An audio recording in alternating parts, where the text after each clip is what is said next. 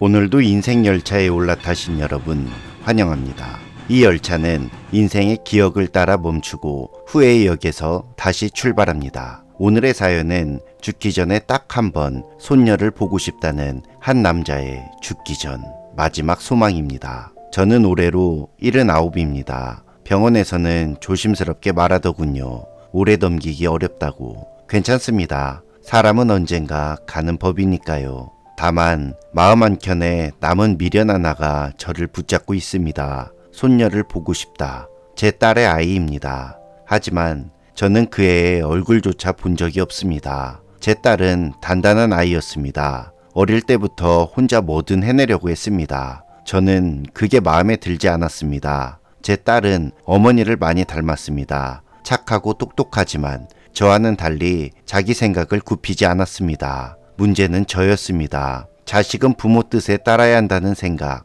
아버지가 말하면 따라야지 하는 고집, 그게 결국 아이를 떠나게 만든 겁니다. 딸이 18이 되던 해 대학 진학을 놓고 크게 다퉜습니다. 아이는 예술을 하고 싶다고 했습니다. 피아노를 하고 싶다 하더라고요. 저는 펄쩍 뛰었습니다. 배고픈 길 간다고, 그딴 건 집어치우라고 소리를 질렀습니다. 그날 술까지 마셨던 저는 이렇게 말했습니다. 넌 네 엄마만 닮았어. 이기적이고 고집 세지. 그 말에 아이가 고함을 치더군요. 아빠가 살면서 나한테 해준 게 뭔데? 아빠는 아빠 자격도 없어. 딸 아이와 저와의 계속되는 다툼이 한동안 이어졌습니다. 다툼이 오가던 중 저도 술에 취한 나머지 아이의 뺨을 때리고 말았습니다. 그게 마지막이었습니다. 딸은 짐을 싸서 나갔고 그 후로 한동안 딸은 연락하지 않았습니다. 잠깐 동안 나가겠거니 생각하고 저도 자존심에 연락을 안 했고 시간이 지나니까 더더욱 못하게 되더군요.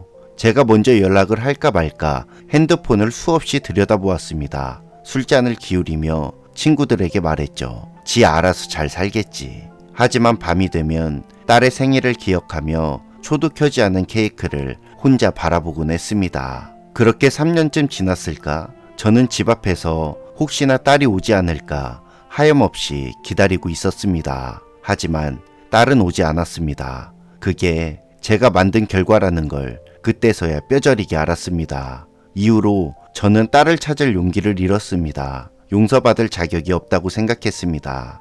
연락하지 않은 게 아닙니다. 도저히 할 수 없었습니다. 그러던 어느 날 딸이 결혼했다는 이야기를 우연히 시장에서 들었습니다. 그 집 딸 시집가서 애 낳았대. 손녀가 생겼다는 사실에 심장이 터질 듯 뛰었습니다. 하지만 저는 아무것도 할 수 없었습니다. 멀리서 축하도 환영도 편지도 못하고 그저 한숨만 쉬며 집에 돌아왔습니다. 손녀, 그 아이가 자라서 할아버지라는 말을 단 한 번만 해주면 얼마나 좋을까. 그 생각이 머릿속에서 떠나질 않았습니다. 시간이 흘러 동네 주민센터에서 우연히 딸의 주소를 확인하게 됐습니다. 거기 적힌 주소는 낯선 도시였습니다. 며칠을 고민하다가 저는 조심스럽게 문자를 보냈습니다. 딸아, 아버지다. 그날 너에게 했던 말, 내가 사람이라면 절대 해서는 안 되는 말이었다. 아버지라는 이름으로 상처를 줬던 걸 정말 미안하다. 나는 이제 곧 떠난다. 욕해도 된다. 얼굴 보지 않아도 괜찮다. 하지만 혹시, 정말 혹시라도 마지막으로 너와 손주가 있다면 얼굴을 단 한 번만 볼 수 있을까? 그게 내 마지막 소원이다. 문자를 보낸 지 2달이 넘었습니다. 답장은 오지 않았습니다. 혹시 보지도 않았을까? 손녀에게 전달도 되지 않았을까? 하지만 저는 매일 핸드폰을 확인합니다. 이 나이에도 누군가의 연락을 기다립니다. 사람들은 묻습니다. 지금 와서 무슨 의미가 있냐고. 하지만 그 아이의 얼굴을 단 한 번이라도 본다면 제 삶에 의미가 생길 것 같았습니다. 죽기 전에 딱 한 번 할아버지라는 말을 들어보고 싶습니다. 그 아이가 저를 기억하든 못하든 저는 그 얼굴을 보며 마지막 기적을 맞이하고 싶습니다. 인생 열차는 오늘도 지나갑니다. 다음 역에서 당신의 사연을 기다립니다.